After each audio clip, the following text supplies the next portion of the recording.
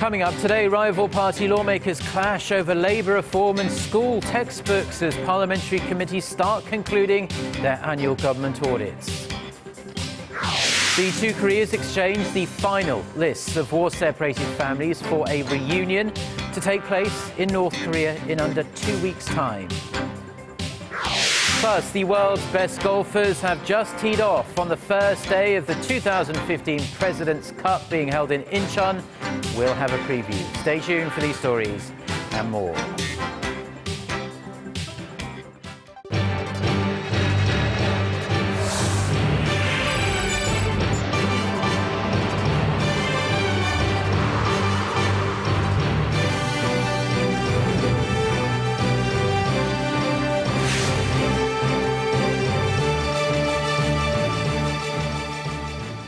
Hello, it's noon on Thursday, the 8th of October. You're tuned in to our midday newscast here on Arirang TV. Thank you for joining us. I'm Mark Broome. We start at the National Assembly, where Korea's rival parties are continuing to lock horns over a variety of contentious issues. As the annual parliamentary audit starts to wind down, the two sides can't see eye to eye on labour reform initiatives, history textbooks and more. Park Ji-won reports. 11 parliamentary committees began wrapping up the annual audit of state affairs at the National Assembly on Thursday. The Labor Committee is focusing on the 5 labor reform bills proposed by the ruling Saenuri Party. Opposition lawmakers are grilling the chair of a tri-party commission representing labor, management and the government on whether the ruling party's proposals have broken any of the commission's agreements. The Committee on Education, Culture, Sports and Tourism is deeply mired in an argument over history textbooks for middle and high school students. Ruling party lawmakers are in favor of a recent government decision to publish a single state-authored history text to correct what the government sees as ideological bias. The opposition has criticized the move. And amid the emissions cheating scandal engulfing German automaker Volkswagen, the Transportation Committee will grill Volkswagen Korea CEO Thomas Kohl about the company's local operations. This is the last parliamentary audit of the government during this 19th Assembly. Park Ji-won, Arirang News.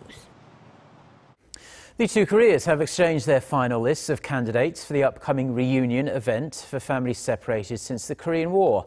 South Korea's Red Cross says the lists were passed over at the border town of Panmunjom this morning. 200 families, 100 each from the north and south, will have the opportunity to see their long-lost relatives for the first time in over 6 decades at North Korea's Mount Gumgang Resort from October 20th to the 26th. The event is the result of high-level inter-Korean talks held back in August. The previous reunions were held in February last year. North Korea is believed to be in possession of up to 22 nuclear weapons as of the end of last year. This is according to the Washington-based Institute for Science and International Security, which said in its revised report on North Korea's nuclear stockpile that Pyongyang is presumed to have enough uranium and plutonium to build between 15 and 22 nuclear bombs. The institution said given that Pyongyang used plutonium during its most recent nuclear test in 2013, some 30 to 34 kilograms of separated plutonium would be left over. In terms of uranium, it estimated North Korea has around 240 kilograms of enriched uranium, presuming the country is operating 2 centrifugal separator facilities and around 100 kilograms if it is operating 1 facility. North Korea has denied claims it was behind a hacking attack on Seoul's subway operator last year. Pyongyang's main propaganda website on Thursday accused South Korea of blindly criticizing the North without any proof and bad-mouthing Pyongyang to deflect from political issues of the day. It also warned Seoul that it will face bigger problems if it continues making what it called groundless claims. Pyongyang's denial comes after ruling Saenuri Party lawmaker Ha Taek-young said this week that the North was responsible for a cyber attack on 2 of Seoul Metro's operating servers. South Korea's intelligence agency says the tactics used on Seoul Metro were similar to those used by North Korea in 2013 when it hacked South Korean financial firms and TV broadcasters. The International Monetary Fund says some of the biggest risks to the global economy are now in emerging markets, where firms have accumulated massive amounts of debt. Despite slow growth, that has continued for around 5 years now. Shin Se-min reports. The International Monetary Fund says private companies in emerging markets have raked up an estimated $3 trillion of debt due to overborrowing, raising concerns about a possible credit decline and capital outflows. At the fund's annual meeting in Peru on Wednesday, top bank official Jose Viñals said the unprecedented lending spree has come to an end with the sharp decline in prices for oil and commodities, largely attributed to China's economic slowdown. Higher leverage in the private sector have left many firms in emerging markets more susceptible to economic downturns and emerging economies more exposed to capital outflows and to deteriorating asset quality.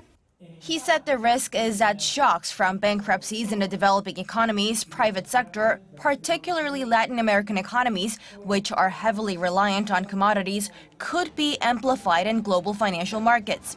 The worst-case scenario, he said, would be a vicious cycle of fire sales and volatility. He added that overborrowing in rising economies is estimated to add up to some 15% of their gross domestic product and nearly 25% of China's GDP. Viñals also said the IMF doesn't think it is time for the U.S. Federal Reserve to boost its key rate, saying that wage and price inflation have yet to gain the strength needed for a rate hike at this stage. Once the Fed does begin to raise rates, emerging markets are widely expected to see further capital flights and further currency devaluations against the U.S. dollar. Shin Se-min, Arirang News. Staying with the International Monetary Fund, it forecasts that Korea will post a government budget deficit this year, ending its fiscal surplus streak. According to the IMF's Fiscal Monitor report published Thursday, Korea's budget balance as a percentage of gross domestic product is estimated at negative 0.5% this year. Between 2006 and 2014, the government maintained a balance of 0.6 to 2.2% of GDP, except in 2009, when it posted 0% amid the global financial crisis. The IMF forecasts the balance to return to positive territory with 0.3% next year and continue to expand to 1.4% by the year 2020. Seoul says the IMF report appears to have reflected Korea's $10 billion supplementary budget adopted in August. Now that member nations this week have signed the Trans-Pacific Partnership, the world's biggest trade pact, the big question in Korea is if and when Korea will sign up. In an attempt to get closer to answering these key questions, Seoul's Trade Ministry hosted a TPP strategic forum on this Thursday with ministry officials, economic institutions and experts to discuss Korea's next move.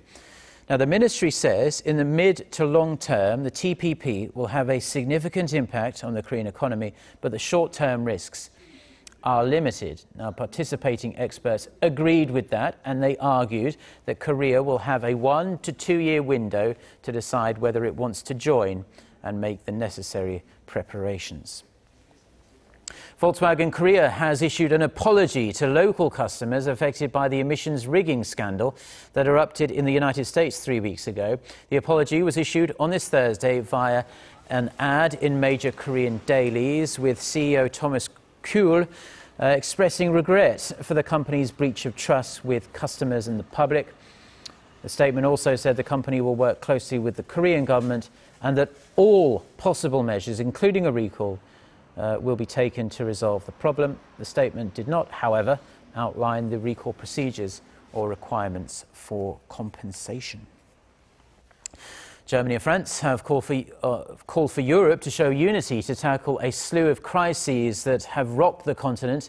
Among the multiple challenges facing the EU, the refugee crisis dominated speeches by the two leaders. Son Jung-in has more. Speaking first to the European Parliament in Strasbourg, French President François Hollande acknowledged the bloc had been slow to grasp the seriousness of the refugee crisis. He said the EU needs to work together to find a united response, warning that a failure to do so would lead to the breakdown of the EU. Faced with these trials, I am convinced that if we don't go further, we will not only stop moving, but we will go backwards, and it will be the end of the European project. Calling for urgent efforts to tackle the roots of the refugee crisis, Hollande said all interested parties, including the EU, Russia, and Iran, need to find a political solution to the conflict in Syria. He also reiterated that any solution had to be based on an alternative to Syrian President Bashar al-Assad. The German leader echoed Hollande's statements, describing the refugee crisis as a historic challenge, but one that can be an opportunity. If we want to manage these issues, the European Union as a whole has to pull together, because we must not succumb to the temptation of falling back into acting in nationalist terms in these moments. Angela Merkel, whose government has pledged to take in up to 800,000 refugees this year, called existing EU rules on asylum obsolete as they put an excessive burden on countries on the continent's external borders, such as Greece and Italy. She called for a new procedure to spread out asylum seekers fairly. The two leaders' first joint address to the European Parliament came on the same day a British daily leaked a secret EU document. It describes a plan to force the return of undocumented asylum seekers back to their home countries within weeks. According to the Times, the document called on member states to be more active in the deportations, which could impact as many as 400,000 refugees. 손정인, Arirang News.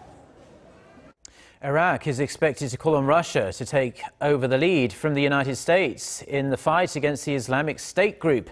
A senior Iraqi defense official told Reuters on Wednesday that the issue is being forced upon the country. It's not yet clear whether Moscow is interested in extending its airstrikes beyond Syria.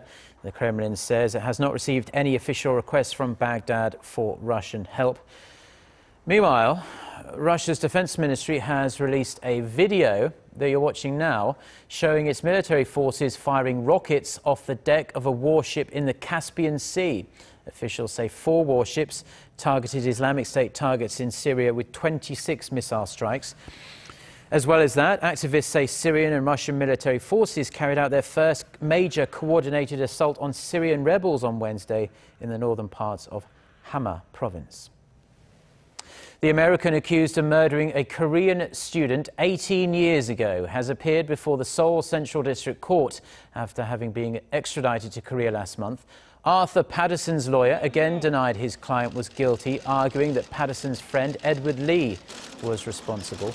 Edward Lee's father is in court today as well. He had previously said that his son, who says Patterson is responsible for the crime, is willing to give testimony as a witness. Lee was initially found guilty of the murder in October 1997, but was acquitted by the Supreme Court in April 1998 due to a lack of evidence. The student was stabbed to death in April 1997 at a Burger King outlet in Seoul. Now, one of the biggest golf tournaments in the world, the President's Cup, has just teed off in Korea's western port city of Incheon. It's the first time the tournament has ever come to Asia, and international interest is sky high. Over half of the tickets have been snapped up by people from outside Korea. Nearly a quarter of spectators are flying in from Japan, with around 10% coming from both the US and the Philippines. Organisers say they expect a global TV audience of 1 billion people. The competition pits the best American golfers against an international team that consists of star players from around the world. With the exception of Europe, the international team will be hoping to cause an upset, having only won once since the event began in 1994. Students in the United States took part in a Korean language contest ahead of Hangul Day on Friday, which commemorates the creation of the Korean alphabet. 15 students spoke about Korean culture, their interests and life in Korea in the contest hosted by the Korean Culture Center in Los Angeles.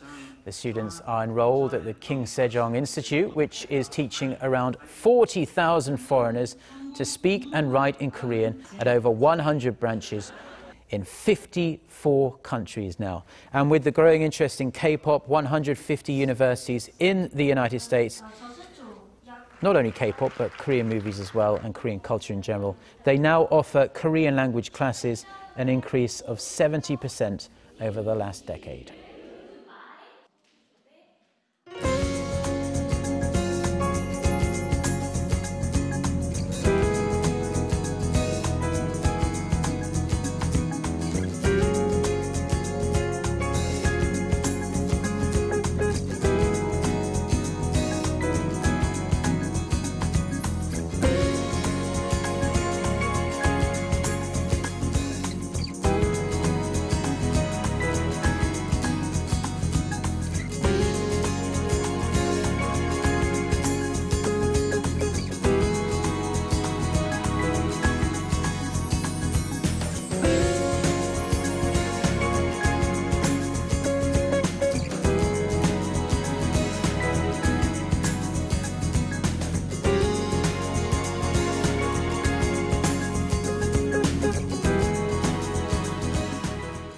Well, that's all we have for now. Thank you as always for watching. We'll be back throughout the day with more newscasts. Goodbye.